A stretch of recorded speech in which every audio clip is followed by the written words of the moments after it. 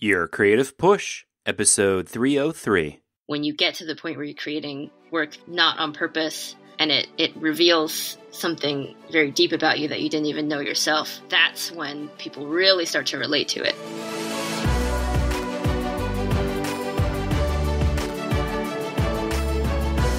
Welcome to Your Creative Push, the podcast that pushes you to pursue your creative passions. I'm your host, Youngman Brown, and my guest today is Polly Guo. Polly is a former storyboard artist for Adventure Time, a current storyboard artist for Dreamworks, as well as various other well-regarded animated shorts. And she comes on the show today to talk about her creative upbringing from drawing Pokemon in middle school to storyboarding for Adventure Time. And in that process, realizing that a certain style or method isn't for her and how she handles that.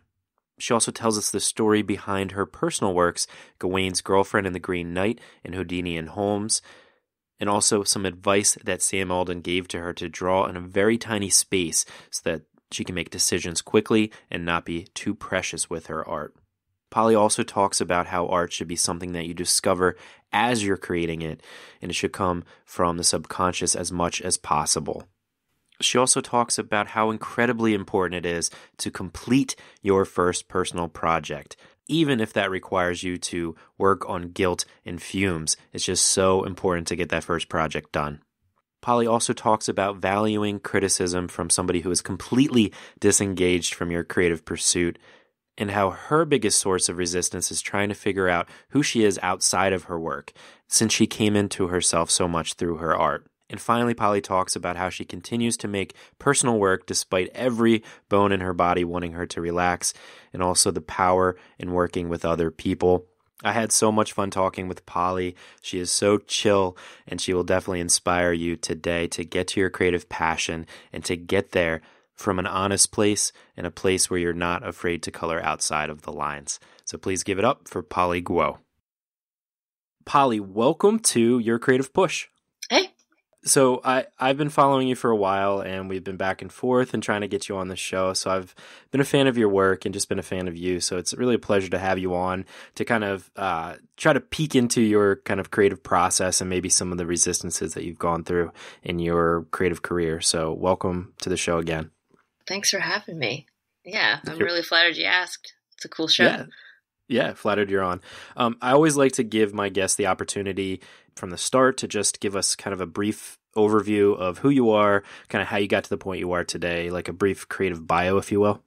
Well, I grew up in the DC area, the DC metro area in Maryland, and I kind of wasn't super interested in art when I was a kid. I really liked like video games and anime and a lot of other nerdy stuff. All I really did was I would copy Pokemon drawings in my notebook and stuff. And like all the cool kids were doing it, and that was really the only reason why I was doing it. I just wanted to be cool like those other kids. Of course. And I took an art class in middle school, but like the first day they taught us how to do cross hatching, and they said like your homework assignment is to do like a page full of cross hatching. And I thought, this is so fucking boring. I'm not going to do this. So I quit the first day, and art just never seemed like it was for me. And then in high school, I got really into like cartoons, animation. I think back then, John Kay, who is famous for darker reasons now, but originally was famous for creating Ren and Stimpy. Mm-hmm. He had like an animation how-to blog, and I followed that for a while, and it kind of just crystallized that you could actually do art as a career, and I wasn't really super good at anything else, so I decided I'll do that. Yeah. Then I went to art school in SVA in New York. It was kind of a fight with my parents to be able to get to go to art school. My parents are first generation immigrants, so yeah, those were some rough high school years. Yeah. You're not alone there. Yeah. And after that, I got my first job doing animation assisting for StoryCorps. And I did a bunch of comics at the time too, including my comic Houdini and Holmes. Fuck, then what did I do? Then I moved to LA, and then soon after I got a gig doing storyboards and writing on Adventure Time, which was kind of my dream job. And after that, I was storyboarding on She-Ra for a bit, for a year, and that was really rewarding too. I got to also do some storyboarding with John Cars on the June short for Lyft. And those are my highlights. I appreciate the highlights, and I'd like to dive into some of them as well. But I kind of wanted to dive back to that first initial story about, like, in middle school, getting that assignment for cross-hatching.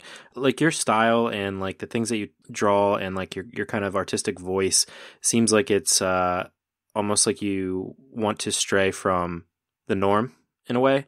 Like, you're very clear about having your own style and just kind of going down your own journey, and also being really vulnerable, which I also want to get into. But anyway, I wanted to get back to that idea of the cross hatching, and you're like, all right, this isn't for me. Is that kind of been a theme throughout your education and your career, of like knowing what's not for you and then kind of making sure that it doesn't come into your art? Oh God. Probably. Yeah. I think I don't see it that way. I think I always like take it really personally, and I think like instead of thinking this isn't for me and that's okay, I end up just thinking this isn't for me and what's wrong with me and why can't I do art the way everyone else does. So I think that's more of the overarching theme. I remember even as far back as kindergarten, I remember doing, just coloring book assignments and just thinking like, oh shit, wouldn't it be so much cooler if I did not color things in fully and I did a weird scribble that did not correspond to any of the lines. And I remember teachers sort of like, okay, like that's great. Have you thought about coloring this normally instead? Yeah. And yeah, I think that was like one of my earliest memories of like, fuck, I have no idea what the fuck I'm doing. I don't think I'm a creative person. Yeah, and like during art school, like I feel like I didn't super know where I wanted to go with my work. I just wanted to make money out of it. And yeah, it's really flattering to hear that you feel like my work is, I don't know, trying to push against something. So thank you. Well, yeah, not necessarily like push against something, but like not, kind of like you were saying, like not to conform to your teacher saying, oh, well, this isn't really what all the other students are doing, or this isn't kind of what I imagine that all my students would do. For instance, how do you say it? Gawain? Oh, Gawain, yeah. Gawain's girlfriend in the Green Knight. Yeah, I hope that's how you pronounce it. That's how we're gonna choose to pronounce it for now. But like that is like, okay. So for anybody that hasn't read that or looked at that, please do. We'll link it up in the show notes page today. But like, you take us on a journey, and it's very clearly like your journey, the way you want to tell the story, but in a way that I've never kind of gone down a journey before. But still all the feels are there, all the emotions, but it's just like a very different experience. So I think that's like a perfect example for anybody that wants to get kind of an intro to Polly Guo, to check that out. Maybe you could talk about that particular piece. Thank you. Yeah, I'm definitely, I think, most proud of Gawain's girlfriend in the Green Knight. Like before that, I had been really influenced by superhero comics and doing like very literal figurative work. And then I got full-time work in animation, and I just didn't really have the energy for it anymore. But my board partner at the time, Sam Alden, he told me that the way he gets comics done outside of normal work hours is he just draws his pages really, really fucking small, like 1 or 2 inches across each panel. and like just focuses all of his creative energies and the layout and everything into just this tiny, tiny space. And like that forces him to like make all these decisions really quickly and not spend too much time on anything and like not be too precious with anything. And so I just banged out this comic really quickly and did like a couple revisions of it. And it's just about a past relationship, which like fuck, all indie comics are. Particularly, I wanted to explore the idea of what emotional abuse felt like and what it felt like to be in a relationship with a narcissist. And one of my favorite stories is the Gawain and the Green Knight story. And I'd always related to it because, to me, my interpretation of it is not that different from the medieval poem, because it is about like holding out for this extremely long period of time for this goal. And like in the medieval poem, he is going to his death. The Green Knight is going to kill him in a year, and he spends the whole year basically traveling to go see his death and face his death. Basically just on a promise, like basically because he promised like a year ago, and like he doesn't really want to do it, and it's like a struggle the whole way through, but he just wants to be a good knight. He wants to be a good person. He wants to finish this journey, even though at the end he's just going to fucking die. And so to me, that's what being in a relationship with a narcissist is like you see this goal and like you don't even know if you really want it, but you're just trying to chug on through to the end. Something else that really moved me was your piece about moving. It was like a 2-part piece. I think you moved from New York to LA. Is that correct? Yeah. And then just the idea of being in a long distance relationship, and also just all of the different things about life that kind of seem a little bit maybe darker when you make that move. But also how incredibly vulnerable you were. Thanks. Yeah. The moving comic I did like in 2 days. Oh, I love that comic. Yeah, I think I wrote it after these very sad events in my life, and after like I moved and I became disillusioned with the move, and I was like, oh, adulthood isn't what I thought it was going to be. No, adulthood. Yeah, and I just had all these thoughts that I wanted to organize and process, and I just jotted them down. It was very vulnerable because like I was writing it and I didn't really know what I was writing at the time. I think that kind of happened with Gawain too. That's something I really like about writing, is like letting yourself be taken by the process and letting yourself discover what you're writing as you're writing it.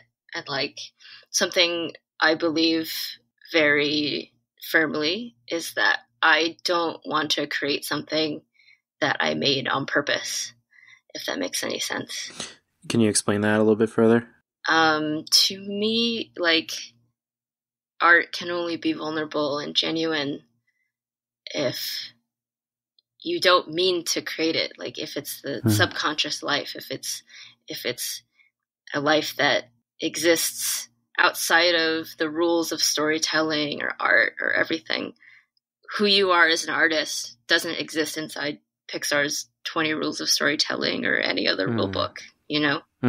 One of my biggest writing influences is Paul Thomas Anderson, who directed There Will Be Blood and The Master and Boogie Nights, and especially with his later work like The Master, it's definitely something that you see that like he films his work and he writes a script and he doesn't super follow it for his later works. He sort of discovers the film as he's in the editing room.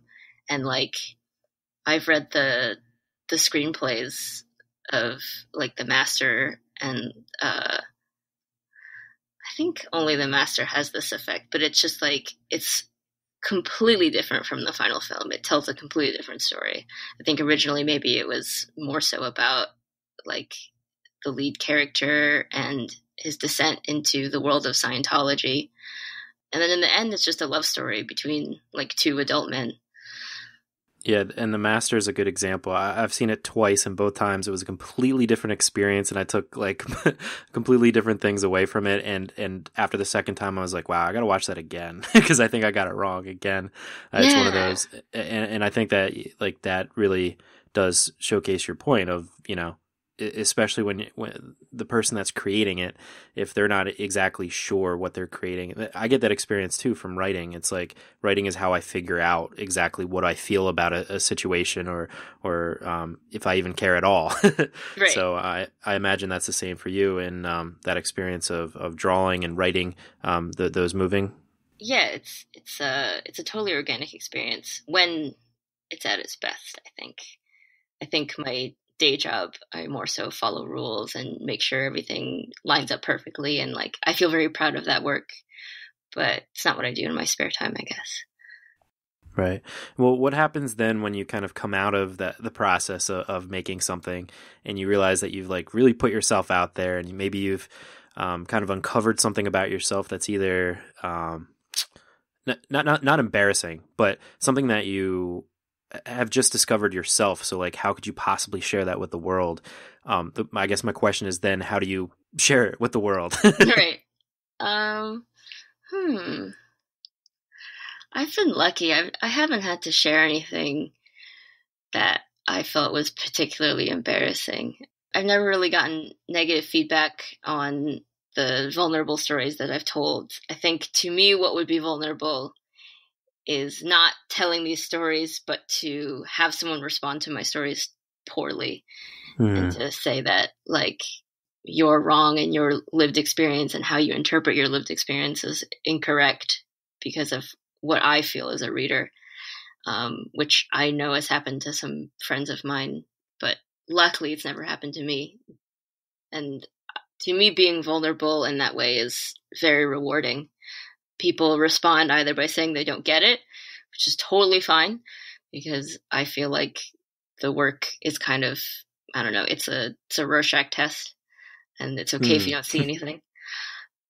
Or they respond really positively and they relate to it, and they bring themselves to it, and it becomes this sharing experience. And I don't know, it just feels fucking awesome. I love it.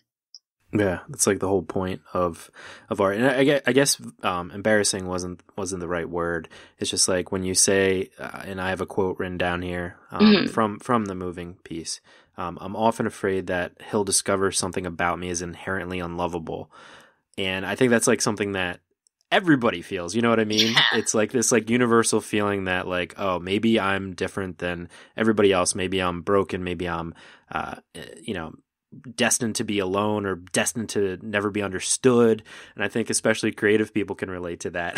right. um, Yeah, but I think when you're able to put yourself out there and then get a response from people that's like, oh, me too. It's like, it's such a right. good feeling. So I guess it does take practice of putting yourself out there and letting yourself, letting your heart kind of bleed out there on the page and Right. then seeing kind of what sticks and who's on board with you. Yeah, I feel very, very lucky in that regard. I feel like in my creative experience, honesty has always been rewarded for me, in one way or another. And I've always felt like I was better for it, for being more vulnerable and more personal in my work. Because back to the whole idea of creating work that's not on purpose, I feel like when you get to the point where you're creating work that not on purpose, and it reveals something very deep about you that you didn't even know yourself, that's when people really start to relate to it, I think. Hmm. Well, was your first kind of personal work or your major personal work Houdini and Holmes? I would say so, yeah. Can you talk about that project and kind of how that came to be of like combining these different characters from kind of different worlds? I was obsessed with Sherlock Holmes at the time. Yes. It's every iteration. It's so good. I love it. And I forgot why I was really into Houdini, but I was super into Houdini at the time too. And I read one single blurb in some article that said that at some point Houdini and Sir Arthur Conan Doyle were friends. Hmm. And then Sir Arthur Conan Doyle got really into spiritualism, their friendship kind of broke off after that. And so, like, I just became obsessed with this. Like, I wanted to know, like, yeah, like, why did this, like, super rational man that created, like, the most scientific, rational detective character become suddenly really into fairies and ghosts? And, like, what kind of strain does that put on a friendship with Houdini? And I really just wanted an excuse to read a bunch of books on Houdini. Yeah, and I think back then I was trying to do more like traditional narrative work, and it was fucking fun as hell. I really loved that book. At the time, I fucking hated it. But really, yeah, I look back on it now and I'm like, wow, I wish I could make something like this again. This is great. And why did you hate it at the time? Oh man. It was a struggle to get it done. I had an unsupportive boyfriend at the time, the subject of Gawain's girlfriend in The Green Knight, actually. Okay. And he would read my scripts and just, like, tear them to pieces. So it was a really brutal process actually making it. And then when Did he have a background that justified that, like, creatively speaking? I mean, he was also an artist, but I mean, who fucking cares? You tell your girlfriend the script is fine. It's great.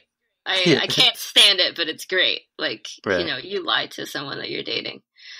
And then when I finally got to drawing it, I was like a kid then, you know, I was still in college, and so focus was really difficult for me, and the only way I could figure out how to force myself to make these pages was to purposefully set goals too high. Like, I would set daily drawing quotas slightly higher than what I knew I was capable of. And then I would work until midnight or later and then feel awful because I didn't meet my quota. And then the next morning I would do it again, all the way up until I was done. Because if I set these quotas too high, it meant that I was constantly, like, running on guilt and fumes, and I would do way more work than I would normally. Yeah. So I don't do that anymore. Right. It was awful. But so what's the lesson there? Like, did you find a balance, or have you found a balance of, you know, it's obviously good to, like, push yourself and try to not blast through a project, but try to, like, get as much done as possible, like, especially at the beginning phases of it. But then, like, what's the line there of, like, self-motivation and self-goals and then self-love? Right. I wish I knew a better way to get into finishing work, because big projects are so difficult. And I feel like before you've completed your first big personal project, the wall of completion is nearly insurmountable. Mm-hmm. And so I guess my advice to someone would be to get to the finish line by any means necessary. Like, really, like, set up something, like, set up a goal, or like signing up for conventions was something that I used to do. And I know that works for a lot of people, where, like, you basically set up a situation where if you don't complete this project in the allotted amount of time, you will get in trouble with someone other than consequences. You. Yeah. Like, set up consequences for yourself. I feel like for the first project, that's fine. And then never do that again. Give yourself that baseline of what it's like. Yeah, like, just get over the hump of like your fear of finishing something, and know that, like, you can hate a project. It can be fucking terrible. You can fail, and everything will turn out absolutely fine. And then I feel like after that, you just create and create and create. And you like, life is long. You can create as many bad things as you want, and eventually one of them will stick. Yeah, for sure. There's endless possibilities of failures. Yeah. And to not get too caught up on when something is a quote failure. It's just a stepping stone to the next either failure, the better failure, or bigger success. Yeah. Well, also kind of like going back to that, specifically with the bad notes that you're getting and kind of getting torn down as you're like kind of in this big project. Do you have any regrets on kind of the directions you took because of that? Or like, is there any advice there for like what advice you should listen to from people that are close to you, and then when to know when you're getting bad advice or maybe people are being too hard on you? Right. Well, in that specific situation, I really don't think I got any concrete advice. All I got was a sense of shame and self-doubt. Mm-hmm. I think for me, creating has always been difficult because I never feel like I'm able to see what other people see, and I'm never able to make what other people want me to make. And so to me, I've always had a complicated relationship with criticism, even from people who are close to me. And I think now I've settled on the idea that I only take criticism from people that know me and know my work and know what I'm going for. And even then, like, the only person I really have to please with personal work is myself. And even if that means, like, I'll create something and then sit on it for, like, a couple months and then go back to it and scrap the whole thing because like, I'm not happy with it, even if other people are. I feel like criticism for creative work is limited. It can only serve what the other person sees. It can't serve what you see. And ultimately, if it's personal work, the only person you're serving is yourself. I guess that's how I feel about it. Yeah, especially when, like you said before, when you're not, like the whole creative process, like you're not exactly even sure what you're trying to make, like what's this like concrete thing that's supposed to be the end goal. Like, and then it comes out and somebody gives you notes on it or criticism. It's like, I don't get it. Well, I don't get it either. And you're Right. not supposed to necessarily get it, or maybe this isn't for you anyway. Right. Go criticize somebody else. It's like, right. Oh, well, you know what? On that note, I do feel like helpful criticism that I've received comes from people that are not artists. I really value criticism that does not come from artists and creative people. I really enjoy criticism that is as simple as like I didn't understand this. I did not like this character. I did not like the story because it was too sad.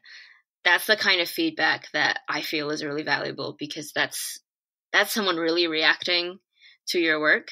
And in my experience, criticism that comes from artists and creatives and writers, like I said earlier, like it's always serving them and their ideas of what art should be in some way. But if someone looks in your art and all they say is, I don't get it, that doesn't serve anyone. They just didn't get it. And I think that's absolutely fine. And you can take that and reshape your work around that. Right. Yeah. With my writing, my wife will read my stuff sometimes and she'll be like, sometimes she'll say, oh, I don't get it. And that's fine. But then sometimes it's like, I literally don't understand what these words mean. Like, I don't understand the combination of like the order of words that you put here. Like, it literally doesn't make sense. And I have to take a look at it again and be like, oh yeah, you're completely right. I'm just literally typing like a monkey. Right. I love so it is that. important. Yeah. It's important to get those like kind of outsider opinions, or just like that kind of like, what are they called? Blind studies or whatever. Right. Or panels or whatever, to just like literally look at it like from a non-artistic or a non-writer or whatever your field happens to be stance. Yeah, definitely. Kind of going along with like the Houdini and Holmes, and kind of I've noticed that you like to kind of mash together different characters together in unlikely scenarios and stuff like that, like Frog and Fly was one of my favorites, but also like superheroes mixed together and often in different relationships almost. So like where does that come from, and why is that important to you? Hmm. I love relationships. I love conflict. I love exploring relationships. I think that's where most of it comes from. It's just the writing brain, I think, loves the idea of two characters coming together and there being some kind of conflict. Yeah, I remember when I wrote Houdini Holmes, one of the criticisms I did get was that there's way too much fighting in it. And I think I did end up taking out maybe a couple fights just so it wasn't repetitive. But that's definitely what interests me most is love and fighting. I don't know why. I wish I had a reason. It's just cool. Well, it's an important part of life, to explore that, to explore why, especially. So you had this piece that I think you did in school. Mm-hmm. I forget what it was called. It was like The Fight or something. It was like a short film. Oh, Our Argument. Yeah, I remember that. Our Argument. Yeah. So that really resonated with me too, because oftentimes, like if I'm in a fight or whatever with my wife, it's just like not even realizing why we're fighting. We love each other so much, but it's right. Like that almost kind of drives the fight. Like that's the reason, because we want so much out of each other. And like this one little thing can set off an argument that it stemmed from something that happened maybe like a week ago or something that's been brewing. I really like what you did there, but I think it's an important thing to explore because that's like an important part of communication, of relationships, and then that like kind of loving touch that's like all it takes sometimes at the end of it just to come back to love, Oh my God. I totally forgot about that film. Thank you. No, you're welcome. Yeah. I guess that's both love and love and fighting. Yeah, Mm-hmm. that's the stuff that really interests me. That's life, and life is relationships and chaos. And I want to be able to see myself in work, and that's the thing I see myself in the most. For sure. Well, now we talked a lot about your personal work, and I was wondering if there's any like profound differences that you found with doing personal work or things that you're kind of exploring yourself as opposed to working for, stuff like Adventure Time. Well, Adventure Time is an exception because it was a show that you could really explore the writing on. It was very personal, and I feel so blessed that was my first major storyboarding job. I guess I'm trying to figure out the difference between professional work and professional writing and personal work right now, because it can get blurry, and I think that's something very exciting about professional work. You really are struggling to get as much of you as possible into something that a corporation makes just to sell toys. Mm-hmm. Yeah. I wish I knew. I don't know what the difference is. Personal work can be bad, and that is extremely freeing. I think that's the main difference for me.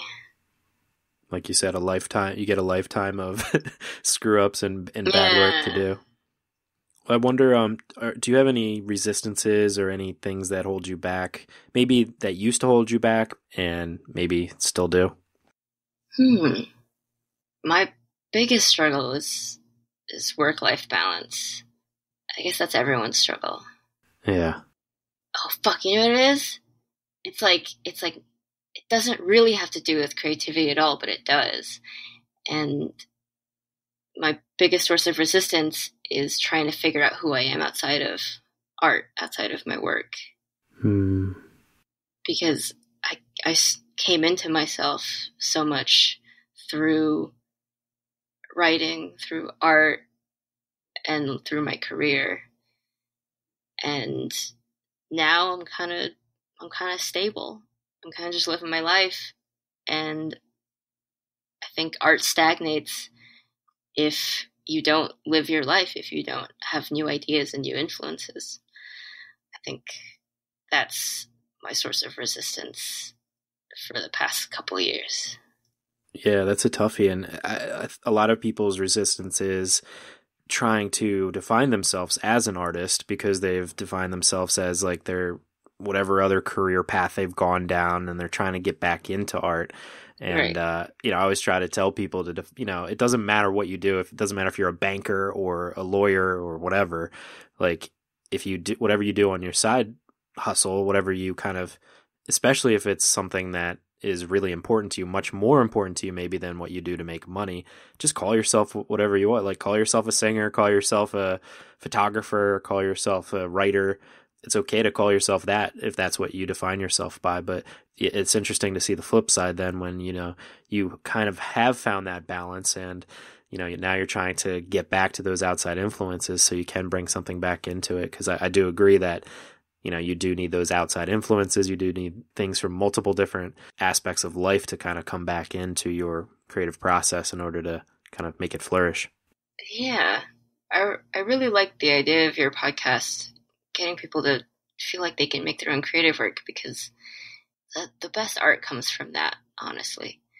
I feel like people can hem and haw about the process and the technique all they want, but like art is about life, and like if you don't live a life, you can't make art. Yeah. Totally agree. Well, in that vein, do you ever struggle with finding time to get to your work, especially when you do have personal work and you're also getting paid to do things? Do you ever have a tough time finding that balance? Oh, definitely. Yeah. I keep making personal work despite every bone in my body just wanting to relax. How? Oh shit, you know what? A huge thing for me was letting go of the idea of making work on my own and allowing myself to collaborate with other people who I respected, people who were my friends. Because the worst thing about making personal work and making comics, especially, is that you're stuck in a room alone the whole time, and you really wish you were just hanging out with your friends or playing video games or something. But I think finding people who are multi-talented, who you really respect and admire, and just being able to incorporate them into your process somehow is just really exciting. So like, for example, like I'm working on a short film right now with some of my best friends, but the inspiration for it was that I just have these friends who like have these fucking hilarious stories about like the redneck towns they grew up in and like the drug dealers they were friends with and like the weird shit they got up to. And I really wanted to record them talking, and that just became like a jumping off point for like a whole project. And like I've included like those friends in every step of the process, and it really helps. It helps both with time and with motivation, because there's nothing worse than staring at a blank page and knowing that all you can do is fill it with yourself. But if you can look at your work and know that it has the love and dedication from people who you love, then to me, it feels like I have permission to love this work, and I have permission to care about it and put all my time and energy into it. I think that really helps. Right. Not just with time and motivation, but also, two heads are better than one. So you have that brain power. Yeah, that brain power coming in together, and also learning from other people as well. Yeah. You like when you make work alone, you can only come up with ideas that you would come up with. And I feel like that's kind of a curse. No one's good at everything at the same time. Right. It's the same reason that this podcast would suck if it was just me talking. It's like being able to, it's like the whole like art of conversation. I think that's like lost on, especially my generation and generations to come. It's like you lose that ability to be able to like springboard ideas off of each other and work off of other people's kind of thoughts and energy and motivation, It's so important. It's definitely been lost. Yeah. Polly, this has been amazing, and you've been super inspiring, but it is time for the final push. And that's where I ask you to reach through the microphone and grab the shoulder of one of the listeners that you've already really inspired today, and just give them your best final words of advice and really push them to pursue their own creative passions. I'm going to steal something I heard Paul Thomas Anderson say, which is just make stuff with your friends and have fun. That's what it's all about. Absolutely. And if anybody needs friends, artistic or creative friends, you can always join the Your Creative Push Facebook group. So that's a good opportunity for that shout out. yourcreativepush.com/group. There's always people looking for collaborations and or accountability partners or whatever. So yes, get your creative friends together and start creating something new. I love it. I love it. Yeah. Polly, thank you so much for coming on the show today and for giving us that push. I really appreciate it. Thank you. Yay! My thanks once again to Polly for coming on the show. 2 quick things I wanted to get to from this episode. The first being the importance of completing that first big project. Even if it requires you to really put yourself through the ringer, even if it requires you to not see your friends for a long time or sacrifice a lot of sleep, even if it requires you to, as Polly said, work on guilt and fumes, it is so important to get that first thing done, because then you have a piece of work to look at. You have this big thing that you actually were able to complete instead of pushing it off time after time or getting to it at a very slow pace over years even. It's so important to get it done, to get it in your resume and to have it behind you so that you can keep going forward in your creative, artistic journey. The doubts and the resistances will be with you for the rest of your creative journey. They're never going to go away. But getting that first thing done gives you that evidence that you are capable of doing it, and it's going to become easier and easier for you as you continue down your creative journey. So yes, it's not sustainable to work on guilt and fumes for the rest of your life, and it's not advisable at all. But it is important to do whatever it takes to get that first thing done, to get that out into the world so that you can move on to the next thing. And the second thing I wanted to get to was that advice that she got to draw tiny. And I'm not a visual artist, so I can't necessarily say that this is, sound advice, but it makes a lot of sense to shrink down your blank canvas so that you can take out some of those thoughts that are floating through your head as you're creating, to narrow it down to what's most important. I know for writing, I like writing on Twitter because it forces you to get into that mindset of brevity and to only put the meaty substance of what's important for your sentence or the tiny little story or joke that you want to say. So regardless of what your creative passion is, think about that this week. How can you shrink down your canvas, or how can you shrink down your work area or whatever it may be? Find a way to do that, to add some constraints into your creative process so that it maybe becomes a little bit more clear to you what is most important to put into that final work. On our next episode, we have Matthew Miller. Matthew is on the show back in episode 238, and we catch up with him. It's a little bit of a different episode because I just called him just to talk as friends, but we decided to record it anyway, just to kind of catch up. But it definitely ended up becoming an episode because Matthew is somebody who really thinks sharply about his future, who thinks sharply about the path that he's on, and we caught him at a point where he has completely changed his life. When we last left off with him, he was going to pursue art full-time, and he has since decided to change those plans. But it's a very interesting look into the decisions that go behind making those big choices. So I had a blast talking with him, and I was really happy that we did decide to record it and to make it an episode. So if you want to go back and listen to his first episode, I highly recommend you do. It was very inspirational and thought-provoking. You can check that out at yourcreativepush.com/238, or you can head to today's show notes page where you can find everywhere to find Polly at yourcreativepush.com/303. But that's all I've got for you today, so hopefully you were inspired to go and get to your creative passion, to go and get your work done. So go and get it done, and we will be here for you next week if you need that push again.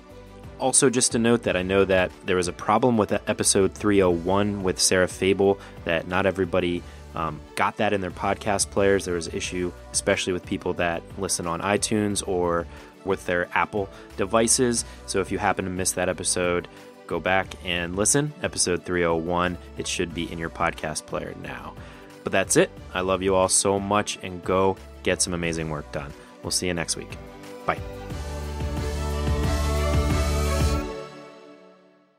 Never miss a push. Head to yourcreativepush.com/subscribe to find the easiest way for you to subscribe to the podcast.